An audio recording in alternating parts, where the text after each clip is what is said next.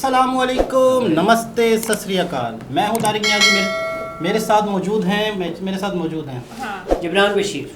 अस्सलाम वालेकुम, नमस्ते, सत श्री अकाल। मैं हूँ मुस्कान खान। उम्मीद है कि आप सब खैरियत से होंगे।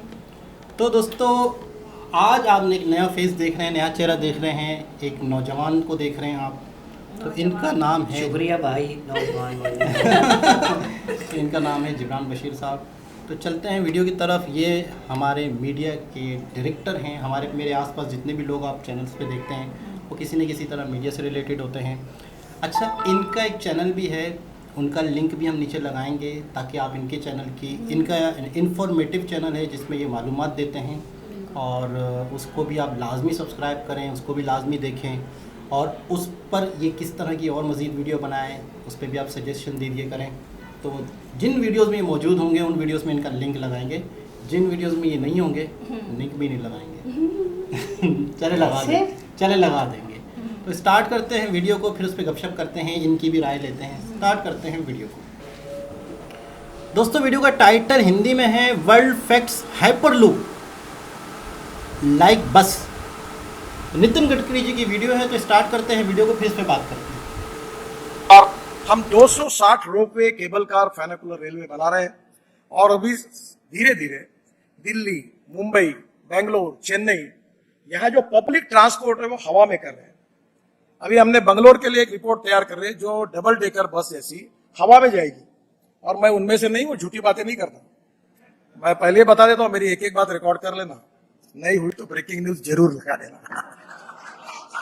तो अभी हम लोग ये रोपवे, केबल कार में काम कर रहे हैं। ये पोल्यूशन फ्री है, सस्ता है। हिमाचल प्रदेश, उत्तराखंड, हिमाचल, नॉर्थ ईस्ट, बहुत से प्रपोजल है। तो आने वाले समय में जो वर्ल्ड स्टैंडर्ड का इंफ्रास्ट्रक्चर होगा, mass rapid transport on electricity. मुझे खुशी है कि हमने बांबू का क्रश बैरियर बनाया, और आज वो सक्सेसफुल हुआ। सभी एजेंसी ने उसको सर्टिफाई किया है, और अब मेरे मन में ये बात है कि अब देश के हाईवे में हम लोग बांबू लगाएंगे बाजू में।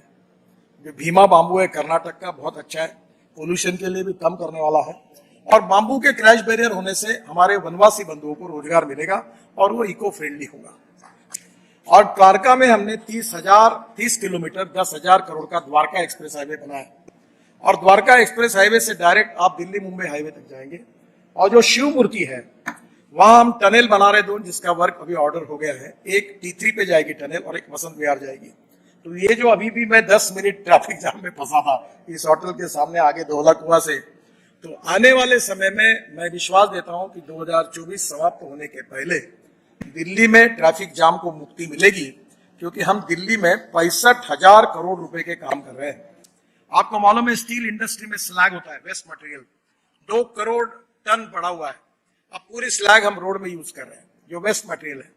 इसके साथ हमने 1000 तालाब बनाए फ्री ऑफ चार्ज। अभी मुझे 6 डिलीट मिली, और 6 डिलीट जो यूनिवर्सिटी दी उसमें से 4 डिलीट जो है मेरी एग्रीकल्चर साइंस में है, क्योंकि मैं किसान हूं, ज्यादातर वही काम करता हूं। और मुझे बताते हुए खुशी हो रही है कि हमारा देश ऑटोमोबाइल इंडस्ट्री 7.5 लाख करोड़ की है। हमारा नंबर 4था था, पर जब 2014 में मोदी जी के नेतृत्व में हमारी सरकार आई, तो हमने जो सपोर्ट किया, तो जापान 4थे नंबर पर था। अब हम 3रे नंबर पर आए, और जापान 4थे नंबर पर गया। तो आज ये मैं आपको आज बता रहा हूं कि 5 साल के अंदर अभी चाइना नंबर 1 पर है, अमेरिका नंबर 2 पर है, इंडिया नंबर 3 पर है। और मैं विश्वास के साथ बताऊंगा कि आने वाले समय में 5 साल के अंदर ऑटोमोबाइल मैन्युफैक्चरिंग में हम वर्ल्ड में नंबर 1 पर पहुंचेंगे। Electric buses, double decker buses आई, इलेक्ट्रिक स्कूटर आई, इलेक्ट्रिक कार आई। इसी होटल में मैं आता था तो लोग पूछते थे गाड़ी रास्ते में बंद होगी तो कैसा होगा, चार्ज कैसे होगा, कोई नहीं पूछता। अब वेटिंग लिस्ट है। अब आउट ऑफ टर्न हमें गाड़ी दिलाओ करके लोग मेरे पास आते हैं। तो पहली बात, ट्रांसपोर्ट सेक्टर में बड़ा रिवोल्यूशन होगा। मैं आखिर में एक ही पॉइंट आपको बताऊंगा कि हाइड्रोजन 3 प्रकार का है। एक कोयले से होता है वो ब्लैक हाइड्रोजन, जो पेट्रोलियम से निकलता है वो ब्राउन, और जो पानी से या ऑर्गेनिक वेस्ट से निकलता है वो ग्रीन। और अभी मैं बेंगलोर में गया था, वहां ये जो 1 kg हाइड्रोजन है उसकी कीमत अभी 450 रुपए आ रही है। और मेरे मन में ये भावना है, this is not my commitment, कि $1 पर kg हाइड्रोजन होगा और गाड़ी 450 किलोमीटर चलेगी। तो आज हम लोग, हमारा जो, मुझे बहुत खुशी है कि बहुत सी बातें हैं पर समय की कमी है, पर आने वाले समय में प्रधानमंत्री जी के नेतृत्व में हिंदुस्तान का रोड इंफ्रास्ट्रक्चर निश्चित रूप से, मैंने बिहार और यूपी में भी ये बात की है कि उनका रोड इंफ्रास्ट्रक्चर अमेरिका के बराबर होगा। और आज आप यूपी बिहार में जाओगे तो गंगा पर हम 7 पुल बना रहे हैं, ब्रह्मपुत्रा पर 6 पुल बना रहे हैं। तो मुझे लगता है कि आने वाले समय में इंफ्रास्ट्रक्चर बदलने के कारण ग्रोथ बढ़ेगी, इंडस्ट्री बढ़ेगी, ट्रेड बिजनेस बढ़ेगा, टूरिज्म बढ़ेगा और निश्चित रूप से हिंदुस्तान वर्ल्ड की एक स्ट्रॉन्ग इकोनॉमी बनेगा। और हम निश्चित रूप से आज फास्टेस्ट ग्रोइंग इकोनॉमी है।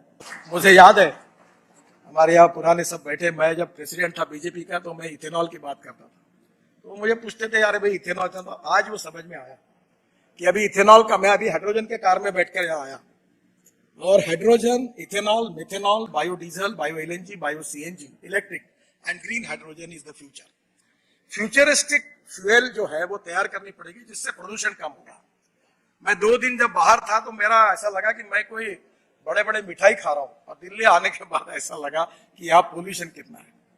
मैं आपको बताता हूँ, pollution is a big concern. हमारे हेल्थ प्रॉब्लम पोल्यूशन के कारण है और इसलिए दिल्ली को 2024 के पहले ये जो परली है इससे इथेनॉल बनेगा।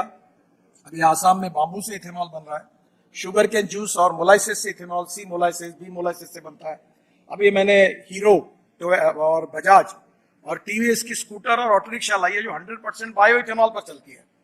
यानी पेट्रोल का रेट 120 रुपए लीटर, इथेनॉल का 60 रुपए लीटर, यानी पोल्यूशन भी कम होगा। अभी फ्लेक्स इंजन की गाड़ी है टोयोटो, अगले महीने में वो गाड़ियां लॉन्च कर रहे हैं जो 100%, जैसे वो कैमरी करके गाड़ी थी जो पेट्रोल डालने के बाद 40% बिजली तैयार करती थी, अब पेट्रोल के बजाय 100% इथेनॉल जो 60 रुपए रेट का है, पेट्रोल 120 रुपए का है और 40% बिजली तैयार करेगी।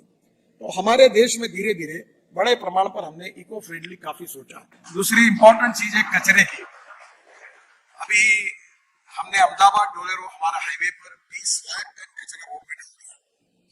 अभी दिल्ली में बहुत इंपॉर्टेंट, दिल्ली का मैं कम जानकारी हूँ, पर एक डीडीए का रोड था दिल्ली रिंग रोड, तो वो एक बार ये हमारे एमपी यहाँ के बहुत मेरे पीछे लगे थे कि विशेष रूप से आप ये रोड बनाओ, जो पानीपत से आने के बाद हमारा पेरिफेरल रोड के बाद 500-600 मीटर के बाद ये रोड शुरू होता है और वहां से एयरपोर्ट आने के लिए दिल्ली के बीच में जाने के लिए 2 घंटे लगते हैं। परसों मैं ये रोड देखने के लिए गया था, तो ये रोड बनने से आप एयरपोर्ट पर चंडीगढ़ से निकलने के बाद, पानीपत के बाद तुरंत बनेंगे तो 20 मिनट में द्वारका पहुंच जाओगे, 20 मिनट्स। सबसे इंपॉर्टेंट चीज है कि आप मानस सरोवर जाते हैं और ये जाने के लिए आपको चाइना या नेपाल जाना पड़ता है। तो हमने मानस सरोवर का करीब 824 किलोमीटर जो रोड है उसमें से करीब 12,000 करोड़ का ये रोड है, उसके 7 पैकेजेस हैं। और मैं बहुत पहले जब मंत्री बना तो मेरी पत्नी ने मुझे कहा था कि हम लोग नेपाल से मानस सरोवर जाएंगे, तो मैंने कहा रुक जाओ, ये हम इंडिया से जाएंगे पिथौरागढ़ से। तो मुझे आज बताते हुए खुशी हो रही है कि 2024 के पहले हम पूरा करेंगे। ये करीब हमने 587 किलोमीटर पूरा किया है। थोड़ा सुप्रीम कोर्ट ने हमको उसमें कुछ निर्णय दिए हैं कि हमको फिर से डीपीआर बनाने का है, पर दिसंबर 24 के पहले ये 12,000 करोड़ का मानस सरोवर का रोड पूरा होगा। गौतम बुद्ध जो वर्ल्ड से टूरिस्ट आते हैं, तो काफी फॉरेन से आते हैं, वाराणसी आते हैं, तो बुद्धा सर्किट 824 किलोमीटर 32,000 करोड़ का हमने 78% कंप्लीट किया, 650 किलोमीटर, बाकी 2024 में पूरा होगा। जहां भगवान गौतम बुद्ध का जन्म हुआ, जहां उनका देहावसन हुआ, जहां उनको ज्ञान मिला, हर जगह को हमने कवर किया है। फिर 4 Dham project, Badrinath, Kedarnath, Gangotri, Yamunotri, all season. अब हम केदारनाथ में रोपवे भी बना रहे हैं। तो ये 827 किलोमीटर 12,000 करोड़ का है, 71% पूरा हुआ है। 588 किलोमीटर 2024 में पूरा होगा। और इसके बाद आप 6 महीने नहीं, साल भर बद्रीनाथ केदारनाथ की यात्रा करोगे, गंगोत्री यमुनोत्री की, और केदारनाथ में हमारा रोपवे भी बन जाएगा, तो आप वहां तक पहुंचेंगे। जी जनाब। अच्छा, ये थे नितिन गडकरी जी। आपने, इन्होंने तो पहले वीडियो देखी है इनके बारे में थोड़ा सा तारुफ है इनका, आपने फर्स्ट टाइम इनको देखा, थोड़ा सा मैं इनका तारुफ करा लूँ। ये हाईवे मिनिस्टर है। तो एक शख्स ने इनसे सवाल किया, यार दिल्ली की सड़कें टूटी हुई है तो थोड़ा सा ये बोला, यार सबसे पहले तो ये है कि आप सही कह रहे हैं, लेकिन मैं हाईवे मिनिस्टर हूँ, हाईवे जो रोड्स होते हैं, रोड, तो उनका मैं मिनिस्टर हूँ, तो ये मेरा काम नहीं है। तो फिर तब मैंने कहा, यार ये सवाल तो ऐसा ख़तरनाक आ गया, अब ये जवाब क्या देंगे, सड़कें टूटी हुई है, तो फिर इनको भी जिम्मेदारी में भी नहीं था। इतने ये फेमस है इंडिया में, वहाँ पे हीरो हैं ये। और ये कहते हैं कि मुझे अगर मेरी पार्टी झाड़ू देने का काम दे देना, अब अगर इनसे सवाल किया जाता है कि अगले प्राइम मिनिस्टर तो आप हैं, आप जिस तरीके से लोगों में फेमस है, तो कह रहा है यार मुझे कुछ भी काम दे दिया जाए, मुझे काम से मतलब है। अपनी फ़ोटो भी नहीं लगाते, जो वो चलते हैं ना इलेक्शन के दिनों में, बिल्कुल। बोला मेरी फ़ोटो भी लगवाता नहीं हूँ मैं, बोला कोई ज़रूरत नहीं, मुझे सिर्फ मैं आवाम का खादिम हूँ, मुझे काम लोगों करना को पता होता है कि कौन क्या काम कर रहा है। और इनका एक विजन है, इनका एक मकसद है, किसी भी तरीके से इस मुल्क का किसान के पास पैसा है। मिसाल के तौर पे जैसे किसान, मुझे तो यहाँ से पता चला नितिन गडकरी जी से, इनका नाम है नितिन गडकरी जी, कि यार चावल का छिलका, गंदम का छिलका भी एनर्जी पैदा करते हैं, गन्ने से भी एनर्जी पैदा होती है, बायोफ्यूल कहते हैं। वो पेट्रोल के अंदर मिला के, यानी कि अगर 60% पेट्रोल है, 40% बायोफ्यूल मिलाओ तो आपको पेट्रोल की कीमत कम हो जाएगी। अब मिसाल के तौर पर किसानों के हवाले से कितनी हम एहतजाज सुनते रहते हैं कि गंदम नहीं बिक रही तो ये नहीं बिक रहा। अगर किसान एनर्जी पैदा करें, जो हम अरब कंट्रियों से लेते हैं पेट्रोल की शक्ल में, तो आने वाले वक्त में पेट्रोल से लोग जान छुड़ा रहे हैं। एक तो इलेक्ट्रिक पे आ रहे हैं, दूसरा अगर किसान से ही एनर्जी पैदा की जाती है तो आप पता है किसान कितना खुशहाल होगा। किसानों के मसले मसाइल पे आपने बेशुमार वीडियोस देखी हुकूमत होंगी। का हाथ होना किसी भी चीज़ में ज़रूरी है। अगर आप कोई चीज़ बनाते हैं या आप कोई चीज़ किसी के लिए पैदा करते हैं, कि नई चीज़ आप बनाते हैं, तो उसमें गवर्नमेंट का आपके साथ होना ज़रूरी है।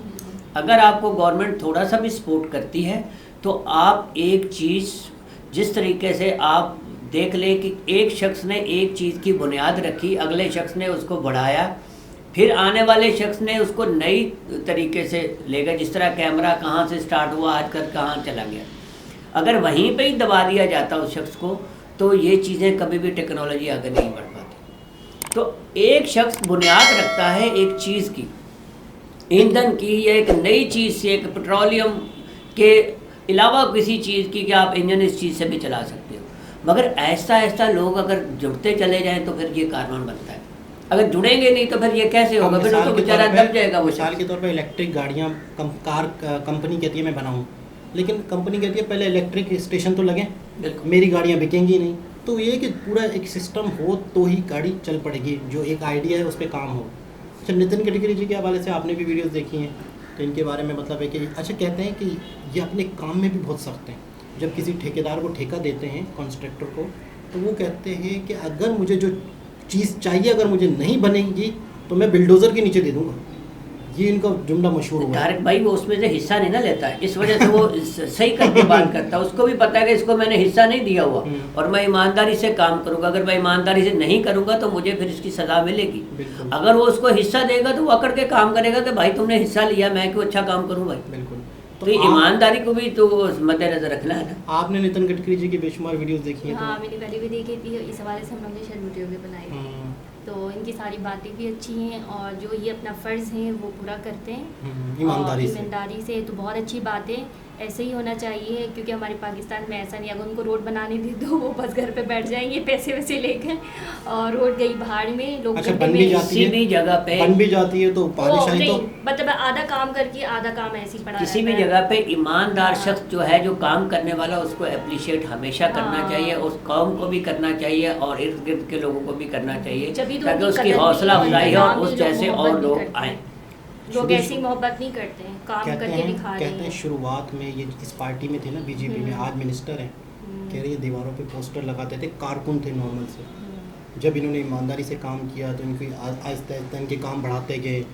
अब ये एक मिनिस्टर है यार, देखो स्ट्रगल है ना उसकी। स्ट्रगल अगर स्ट्रगल करके उसने ईमानदारी से अपने काम को जो मनवाया है तो लोगों ने उसको सर पे उठा लिया, ठीक है।